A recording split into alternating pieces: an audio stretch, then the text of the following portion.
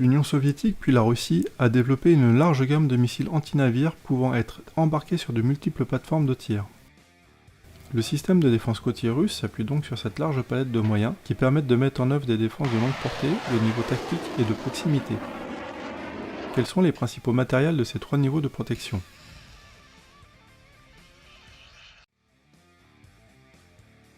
Le K300 Bastion est conçu pour lutter contre tous les types de navires de surface, jusqu'au porte-avions. Son utilisation est possible dans les environnements les plus hostiles. Les travaux de conception de ce système anti-navire de 4ème génération débutent au début des années 1980. Le nouveau matériel devra remplacer le 4K-44 et le 4K-51.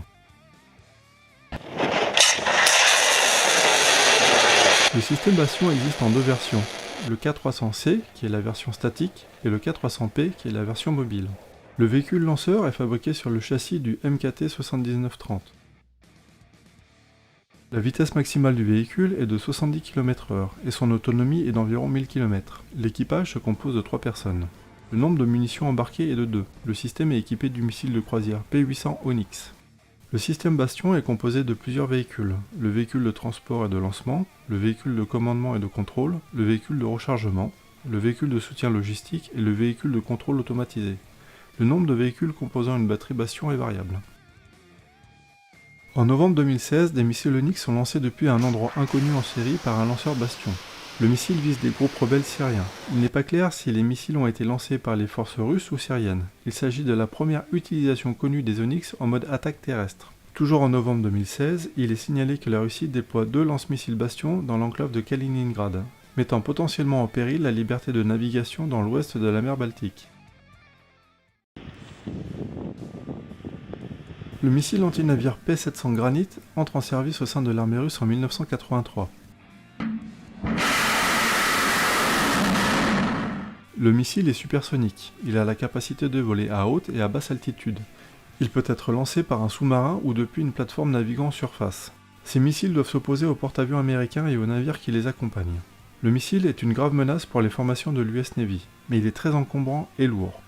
Le déploiement du Granit nécessite donc de lourdes plateformes pour que le missile puisse être embarqué en nombre suffisant pour obtenir une probabilité raisonnable de succès. Ainsi, le missile sera notamment installé sur les sous-marins de la classe Oscar qui emportent 24 missiles, les croiseurs de la classe Kirov qui emportent 20 granites, et le porte-avions Amiral Kuznetsov doté de 12 missiles installés sous le pont d'envol.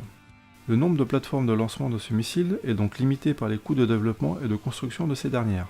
De même, l'utilisation de missiles tactiques contre les porte-avions semble peu pertinente. Les aéronefs et les hélicoptères basés sur les porte-avions, ainsi que les navires d'escorte, offrent une protection bien trop efficace pour envisager une attaque par ce type de missile. Ainsi, la nécessité de créer une arme anti-navire plus petite que le Granit apparaît. Elle sera moins performante que le Granit, mais elle pourra être embarquée sur des plateformes plus petites et elle aura des performances plus élevées que les missiles anti-navires tactiques. Le nouveau missile qui deviendra l'Onyx est conçu dès l'origine pour être transporté par des navires de surface, des sous-marins ainsi que par des avions et des lanceurs terrestres. Le projet est approuvé en mars 1982.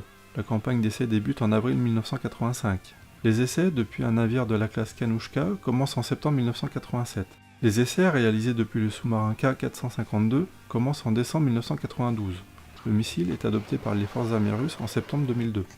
Le missile peut être tiré seul ou en salve, pour frapper les cibles les plus grandes.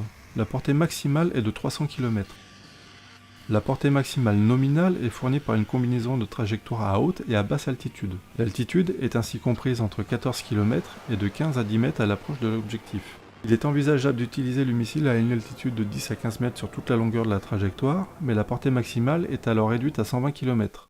Dans des conditions favorables, le missile qui est de type Fire and Forget peut détecter lui-même sa cible. La longueur du missile est de 8,6 mètres, pour un poids d'environ 3 tonnes. L'Onyx est équipé d'une charge militaire de 200 kg.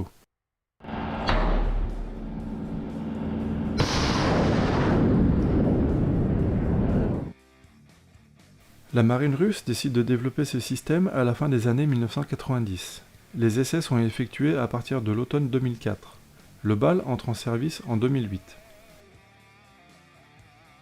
Le système BAL se compose de 3 types de véhicules. Le véhicule de commandement, le véhicule de transport et de lancement doté de 8 missiles, et enfin le véhicule de rechargement, qui emporte lui-même aussi 8 missiles. Les 3 véhicules sont montés sur le même châssis, MZ4T 7930. Une batterie est généralement dotée de 4 véhicules de lancement. Avec 32 missiles et une cadence de tir très élevée, cette dotation a pour objectif de saturer les systèmes de défense de l'ennemi. Le missile KH-35U est déployé en série en 2016.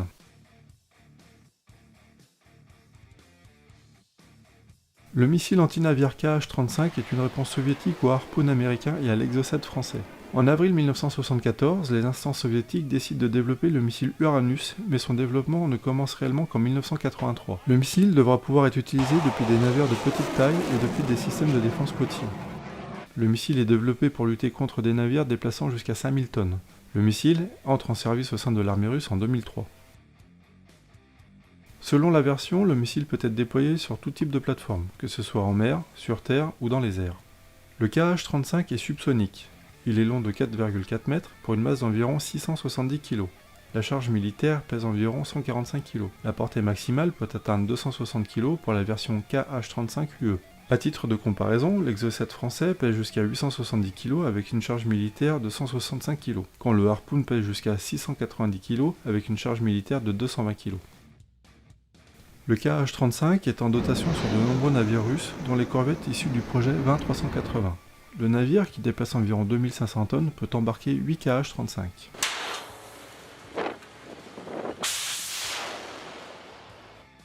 Le Su-34 peut embarquer des missiles KH-35, tout comme le missile P-800 Onyx.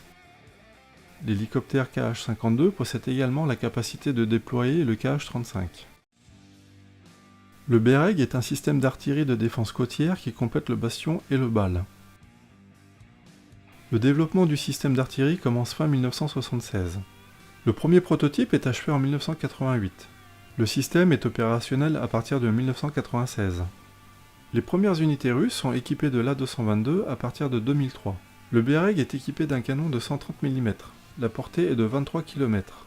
À titre de comparaison, les canons de l'armée de terre sont équipés de canons de 152 et de 203 mm.